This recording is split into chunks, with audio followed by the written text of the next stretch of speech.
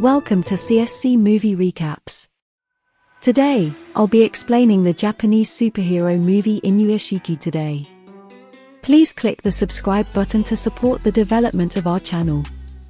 Ichiro Inuyashiki is a typical salaryman trying his best to maintain the happiness of his family. But his family frequently treats him like trash and takes all of his work for granted. Ichiro just recently purchased a new home for them. His son Takeshi and daughter Marie are thrilled to see a large mansion and believe it to be their own. They eagerly attempt to enter it but are informed that their house is the small one next to it. Ichiro saved money for years, and this is the best he could offer. Ichiro is left alone to eat dinner alone, while others go out to dinner. Ichiro works late one day and arrives home late. He observes a group of muggers thrashing a victim in a shadowy lane. Thoughts of assisting the man cross his mind, but he is too scared. Just as he turns back, he notices Marie disapprovingly observing him. Before stomping out, she calls him out as a coward. Ichiro sits in front of their house, reflecting on his life. A dog suddenly approaches. Her name is Hanako, please take care of her, is written on its collar. Ichiro feels bad for the dog, but his wife wants him to leave it out. She also gives him his medical report, which indicates that he needs another examination. Ichiro discovers he has cancer when he checks into the hospital the next day. Given that it has spread throughout his body, he only has a few months to live. He calls his wife out but she cuts him off, and his kids don't even answer their phones. Later, while Ichiro walks Hanako, he muses over whether his family will shed any tears upon learning of his cancer. He hurries away to a park after leaving Hanako by the side of the road with a heavy heart. The animal surprises him by following him. Ichiro apologizes to the dog while crying because he realizes that he is the only one who cares for him. Later, he sees another man seated in front of him on a park bench. A bright light flashes in the sky abruptly. Ichiro and the man are killed as a big object falls from the sky and hits them.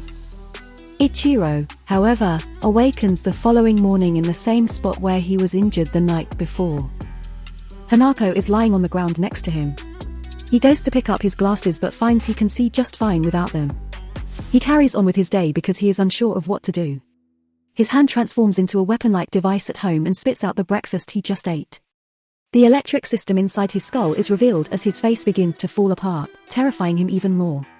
His entire body transforms into a machine. Ichiro was fatally injured yesterday night by an odd object, it turns out. The spacemen who were piloting the object made a mistake. So they rebuilt him as an android. He now has the strength of any machine in the world, along with superhuman strength. Hiro, the companion he had yesterday, also got the superpower. He goes to the home of his friend Noriyuki and uses his fingers to shoot a bird. He then takes a shocked Noriyuki to a parking lot where he exhibits his mind-moving abilities. Noriyuki is perplexed by Hiro's strength and experiences hallucinations as a result. Ichiro, meanwhile, is still perplexed about this morning. He comes upon a hurt pigeon by the side of the road on his way home.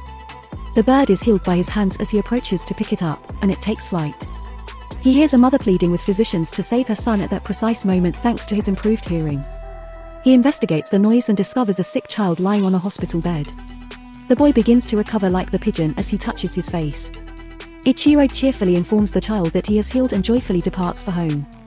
The following day, Noriyuki experiences bullying from his peers. Hiro steps in and tries to kill the bully. Hiro's violent behavior has been brought on by the power, which frightens Noriyuki. Hiro's classmate Shun harbors feelings for him. She tells him that she likes him that day, shocking Hiro. His mother, a waitress in a restaurant, is then introduced to us. His wealthy father abandoned his mother to marry another woman. Even though Hiro dislikes his father, he still makes plans to have dinner with him and his other relatives. Although Hiro's step-siblings enjoy spending time with him and are always happy to see him, he was unable to reciprocate because of sympathy for his mother. Hiro is returning home at almost midnight. He hears a family sound, which makes him think of his dad's new life. He breaks into the family's home out of rage, kills the parents, and then runs after the girl down the hallway. Ichiro heals a lot of kids in the hospital. The following day, the murder is in the news.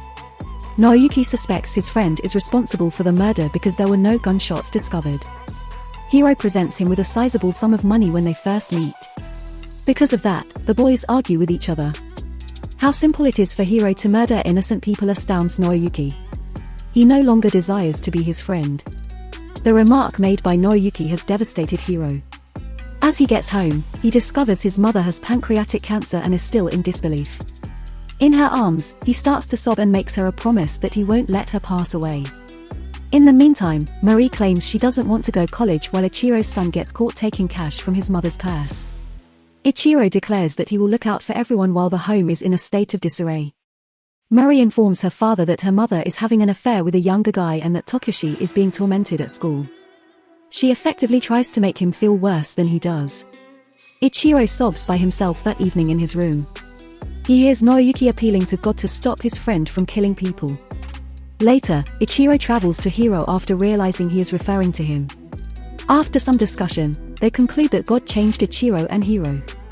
To help Ichiro prevent Hiro from killing more people, Noriyuki agrees to train him. Despite having the same abilities, Hiro is more adept at using them than Ichiro is. The following day, when they meet, Noriyuki teaches Ichiro how to shoot via his fingers in an abandoned garage. Ichiro ultimately succeeds after numerous failed attempts, but he still needs to improve. While they are there, the doctor informs Hiro and his mother that her cancer cells have vanished. The physician and Hiro's mother are both taken aback. 6 police officers surround them as they make their way home. They are there to question Hiro about the killings. Hiro flees as his mother questions them about what her son did. He gets apprehended by the police, but he uses his powers to get away. He eventually kills 3 of the officers by shooting them. They can see that Hiro is the one responsible for the killings. The following day, his images were all over the press. The following day, his friend Shin discovers him on a bridge and takes him to her house. She allows him to stay with her for as long as he wants and doesn't care about the individuals he has killed. Hiro can hide in their home more easily because she lives with her grandmother. Ichiro has mastered shooting with his fingertips in the meantime. They learn over time that Ichiro needs water to power his machine, but he is allergic to sodium water. The media begins harassing Hiro's mother since he is hiding from them. On the internet and in public, she receives threats of death. Hiro can't help but cry when he watches his mother on TV. When the shame becomes too much for her to bear, she kills herself. Hiro learns via a news channel and is devastated. He decides to kill every single person in Japan once his despair turns to anger. He quickly discovers that he can use the internet to shoot people through their laptops and phones. Every single person who criticizes his mother is tracked down by him, and he kills them using their technology. That evening, Hiro demonstrates to Shin his cybernetic arm to demonstrate his non-human status. He lifts her in his arms and uses his parachute to fly. He makes a commitment to stay with her forever as they soar over the city's tall buildings. The unsolved murders send people into a frenzy and jolt the whole country. Hiro appeared on their phone screens prior to being shot. Shin sits in her kitchen that evening when a gang of snipers suddenly start shooting. Despite killing all of them, Hiro is powerless to revive a dying Shin. The cops have surrounded the home. Hiro has nothing left to live for after Shin. He has numbness in his head and a vengeful sensation. He exits through the window like a bird. The police are baffled by what just occurred. Ichiro pushes his family to avoid using smartphones and spend the day at home after learning what Hiro is doing. But they disobey him as usual. In Tokyo, Hiro hacks each and every smartphone, then informs the populace that he has declared war on Japan. He intends to exterminate all 120 million individuals until none are left. He makes the declaration and immediately starts shooting directly through the billboard. Within a minute, hundreds pass away, and the city devolves into anarchy. Meanwhile, Ichiro and Naoyuri take over Hiro and hack all the computers. They inform everyone to stay off their smartphones and computers. Their plan works and people stop using their phones. Hiro finally realizes there is another person like him. He starts dropping several missiles on different parts of the city. Ichiro figures out Hiro's location and the two come face to face on the top of a skyscraper. Ichiro makes an unsuccessful attempt to soothe Hiro. They soar through Tokyo's skies. Marie is among the many innocent persons hurt by Hiro's missile. Ichiro, who is running, overhears Marie pleading for assistance. They end themselves on top of a skyscraper following a brutal struggle. Ichiro asks Hiro to stop once more, but he continues. Ichiro shoots Hiro down and sneakily spills the bottle with the sodium water when he tries to sip water from it. Hiro chugs the water down without understanding the effects of salt. Then he launches a barrage of airborne missiles against Ichiro. The salt water weakens him just as he is ready to shoot Ichiro to death. Hiro plummets from the sky. Ichiro discovers his daughter among the wreckage of a building as he descends to save her. He uses his abilities to save her just as she is about to pass away. But when they are enjoying themselves, Hiro returns and strikes Ichiro. Mori is also shot during the incident. Ichiro is defeated by Hiro, who then hurls Mori out the window. Ichiro becomes enraged and amplifies his robotic abilities. Hiro dismantles his own arm. Ichiro then saves Mori by catching her in the air. Mori understands she was wrong about her father and is filled with adoration when she witnesses him helping others.